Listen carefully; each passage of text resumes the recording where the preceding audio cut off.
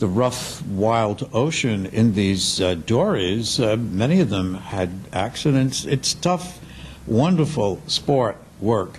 But, you know, character becomes imbued with it. And this character emerged right out of the need to eat, the need to support your family, the need to, you know, to have a living, have an identity, a life, a job, a work.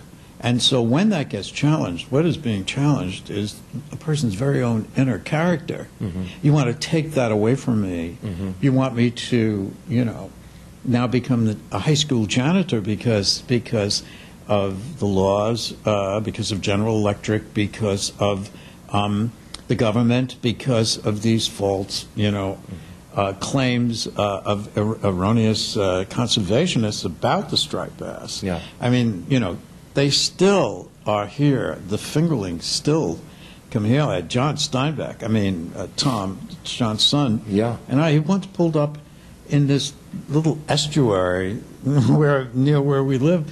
He pulled up a pail of fingerling striped bass. Oh, wow. Once here. Like, they're born here, many of them. And the men tried to get this across, but people in Albany were completely ignorant of that original sort of lifestyle and adaptation to the you know, to the water out here. Yeah. They didn't understand. Outsiders come in and try to mess with that. Mm-hmm.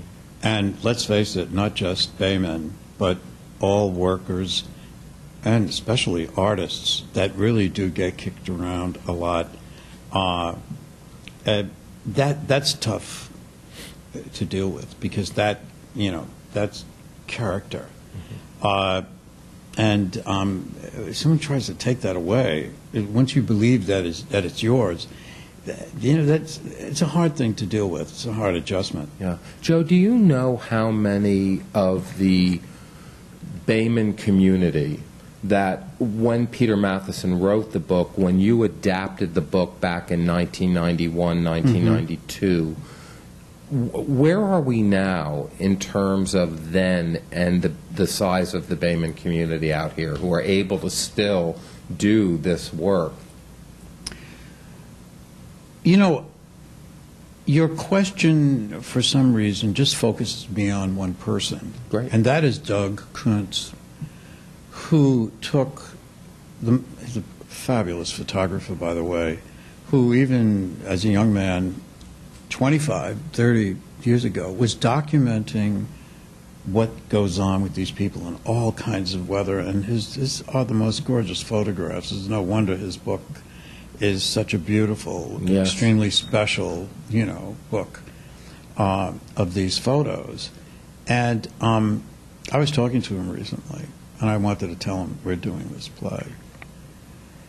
And, you know, we talked about what happened to this exterior world, this world of the Hamptons, what it looks like now. Mm.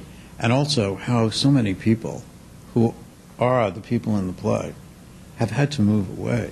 And that is another sort of relocation. Not only, you know, did they have to relocate their character, their idea of themselves, but they had to relocate where they lived.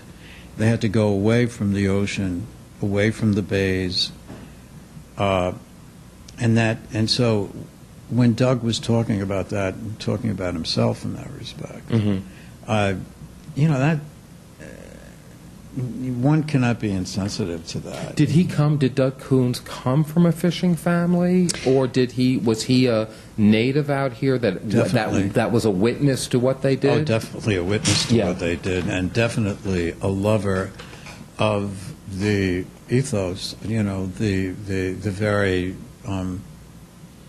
sport of the work, if you want to call it that. I mean, that's being a bit condescending about it, because it was such hard work and it was such a necessity for the work.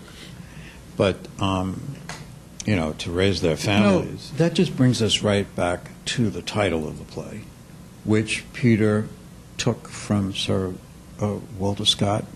Sir Walter Scott, yeah. Sir Walter Scott. It's not fish you're buying, it's men's lives. Yeah. and that's where the title came from. So that really succinctly, does say everything that we're saying here, Murph. We're also lucky to have joining us and with your play is our director Harris Yulin, who was funny how that came about, because I know in our initial discussions when we talked about reviving this, we were thinking of Harris to play Walt. Yeah. And he's such a good director, though. Yeah, so that kind of came into the picture, and initially we were also saying, I wonder if he could play Walt and direct. And we left that up to Harris to make that decision. He's also a good dramaturg. Yeah. His wife is an actor, and she's a writer as well. Yeah. And he has this way of, like, zeroing in on every sort of kind of little weakness in the play and turning it into, contracting it into a relevant sentence. Yeah. And so he really has helped me with this version of the play in many, many ways, because, it was written very hastily in the beginning 20 years ago. It sort of amazes me that it hangs together the way it does. Yeah. But he's wonderful. He sees all the nuts and bolts dramaturgically, and he's wonderful. Yeah. He's wonderful to work with as a writer, but he's so respectful of actors. Well, that's one of the things that I love, that a director coming from an acting background, and as you and I were saying, to have a cast like Deborah Headwall, Peter McRobbie, Victor Slazak, Brian Hutchinson, Rob Desario. These are just amazing, amazing actors. Yeah, Mark Coffin. Mark Coffin, Miles Stokowski, little Miles Stokowski. So beautiful. Scott Hinson. That's our whole cast. Oh, yes, we just right, named right. our whole Scott cast. is so funny as Popeye. Yeah. So, I mean, I'm very happy, looking forward to this. Yeah, me too. Yeah. Me too. Thanks, Murph. You bet, Joe. Thank you.